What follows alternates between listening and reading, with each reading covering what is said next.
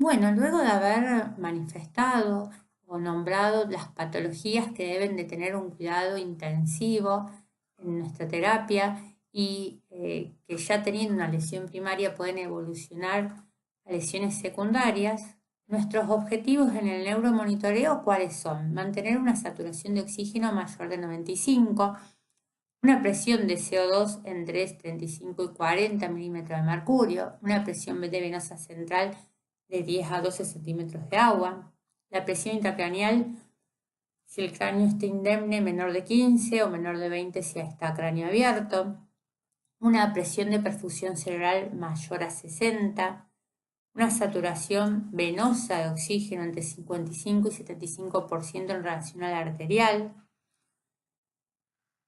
que esté con normotermia, o sea que no haga ni hipo ni hipertermia, glucemias por debajo de 160, un sodio plasmático en 140 y 145 y una hemoglobina mayor a 10 gramos por ciento.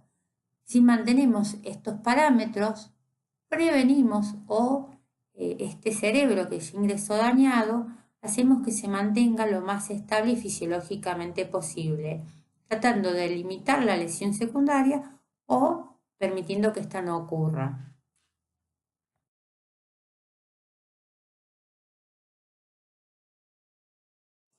Este neuromonitoreo, aparte de hacerlo con la gasometría, o sea, con el laboratorio de sangre, también lo vamos a hacer o vamos a evaluarlo con la presión intracraneal, ¿sí? Con un captor de PIC, procedimiento que se realiza sobre el lado dañado del cerebro para medir la presión intracraneal y calcular la presión de perfusión cerebral.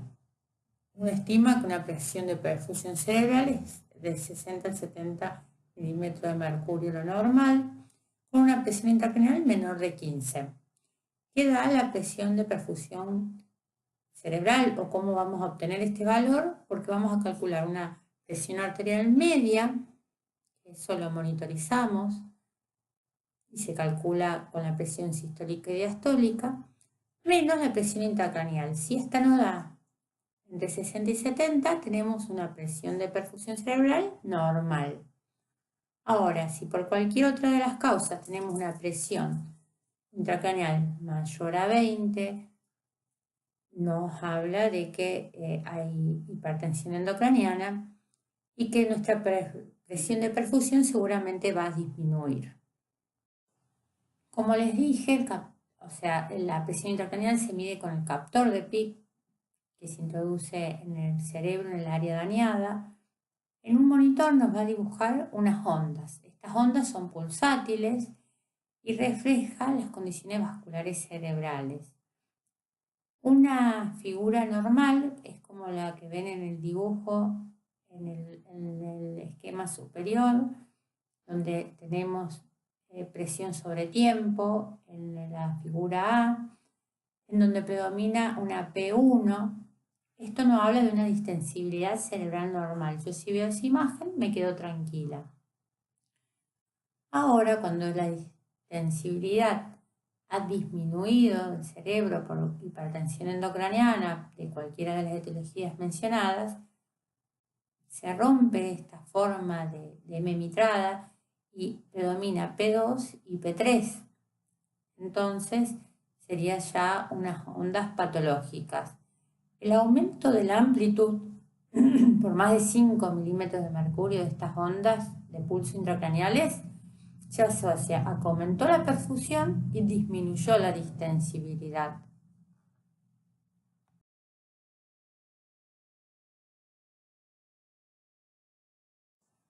Otra forma de monitorizar a nuestro paciente es midiendo la oximetría cerebral. Esta sé cómo se realiza. No sé, bueno, si alguna vez vieron un procedimiento de hacer una vía central, es algo similar, pero invertido.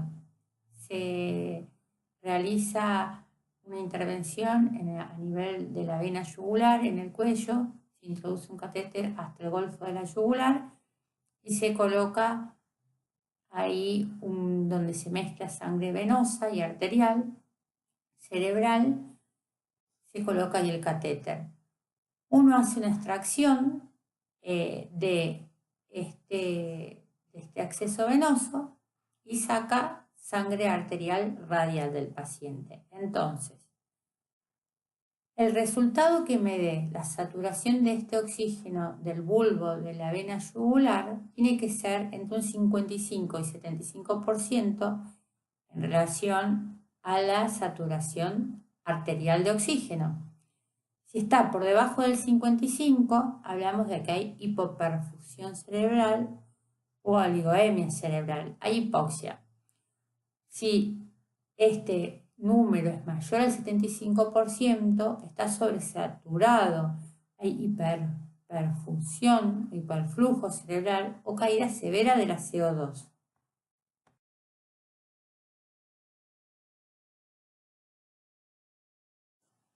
También es muy útil el Doppler transcraneal, el cual nos valora la velocidad de flujo sanguíneo en las arterias del polígono de Willis, las grandes arterias. Nos habla, los datos útiles que nos arroja el índice de pulsatividad, ¿sí? Y refleja el grado de resistencia vascular. ¿Cuál es el valor normal? Es 60 más menos 10 centímetros sobre segundo de velocidad en la arteria cerebral media. Valora, si estos valores son inferiores, hablamos de que hay presión de perfusión central baja, hay hipertensión endocraniana, hay hipoperfusión. Si la velocidad es alta, vamos a sospechar vasoespasmo, hiperemia, por ejemplo, en un traumatismo, ¿sí? Son datos que nos van a aportar y nos van a mantener al tanto de cómo está evolucionando nuestro paciente. Bueno, ya hablamos de las patologías que van a ingresar a nuestra unidad de terapia intensiva, cuál va a ser el neuromonitoreo y con qué. Ahora vamos a referirnos sobre el manejo y las medidas generales que vamos a tomar. En primera línea, un buen plan de hidratación, tener un normovolémico para mantener una presión venosa central entre 10 y 12, con una buena pseudoanalgesia. El paciente tiene que estar en un estado basal, no estar despierto, no sentir dolor. Eso es fundamental para un buen tratamiento y para la evolución del paciente. En pacientes que requieren asistencia respiratoria mecánica se los va a manejar controlado por volumen para mantenerlos normoventilados con presiones arteriales de CO2 de entre 35 y 40 milímetros de mercurio. Evitar la hipertermia, ¿sí? O la hipotermia, controles de la temperatura estricto. Sobre la profilaxis de las convulsiones tempranas se ha demostrado que no hay evidencia de una profilaxis anticomicial en pacientes que no han tenido ningún tipo de crisis. Se instaura un anticomicial si el paciente presentó una epilepsia, pero de forma primaria no estaría indicado. También es importante la alimentación, ya que se trata de un paciente hipercatabólico. Se considera apropiado instaurar la alimentación enteral en las primeras 24 a 48 horas, no esperar y mantener un control estricto de la glucemia, tenerlo normoglucémico entre 80 y 120. Bueno, como tratamiento un poquito más específico al que venimos mencionando para la hipertensión endocraniana secundaria a las causas ya mencionadas, lo que se utiliza es el manitol. Tiene la infusión un efecto inicial y transitorio de incremento de la volemia. Posteriormente se elimina por vía renal y tiene un efecto diurético osmótico. Bien, este se realiza inicialmente en bolos de 0,25 gramos kilo. Y lo que hay que controlar es el sodio, que este no sea superior a 150 o que la osmolaridad plasmática no supere los 320 milimoles litro. Algo que se utiliza, o sea, no es de frecuencia, el drenaje del líquido cefalorraquídeo. Cuando tenemos una presión intracraneal aumentada, siempre y cuando, pensando en no enclavar el paciente, y es de forma transitoria hasta que se define la craniotomía descompresiva. Son maniobras transitorias. estas como la de hiperventilación. O sea, me sirve mientras espero tomar otra conducta del paciente. No es un tratamiento definitivo.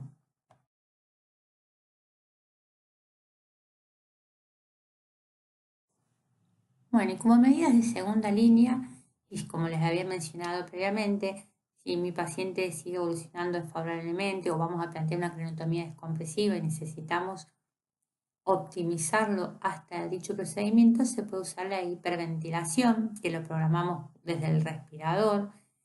Esto es una estrategia para disminuir la hipertensión endocraniana. El efecto de esta hiperventilación en el control de la hipertensión es notorio, rápido y eficaz. Realmente, el mecanismo produce vasoconstricción con reducción del flujo sanguíneo cerebral. En consecuencia, reduce el riesgo de isquemia cerebral al reducir la disponibilidad del oxígeno. Si nuestro paciente requiere que utilicemos barbitúricos, este tiene un efecto supresor del consumo de oxígeno, reduce la presión intracraneal, disminuyendo el flujo y el volumen sanguíneo. Los más utilizados son tiopental y pentobarbital, y hay que tener en cuenta los principales efectos adversos, que son la inestabilidad hemodinámica y la hipotensión arterial. En caso de que nuestro paciente esté progresando y no tengamos ningún tipo de respuesta al tratamiento, como ya le había mencionado, la craniotomía descompresiva es una opción, un tratamiento quirúrgico cuando esta presión intracraneal ha aumentado y no respondió a ningún tratamiento previo. Reduce al producir una amplia apertura del cráneo. Buscamos reducir la presión intracraneal, ya que redirecciona la lesión o el vector, disminuye el efecto de masa y el desplazamiento hacia la convexidad y no hacia el tejido cerebral. Es una herramienta útil, pero bueno, como sabemos, hay que saber cuándo, cómo y a quién indicarla, siempre evaluando riesgo-beneficio.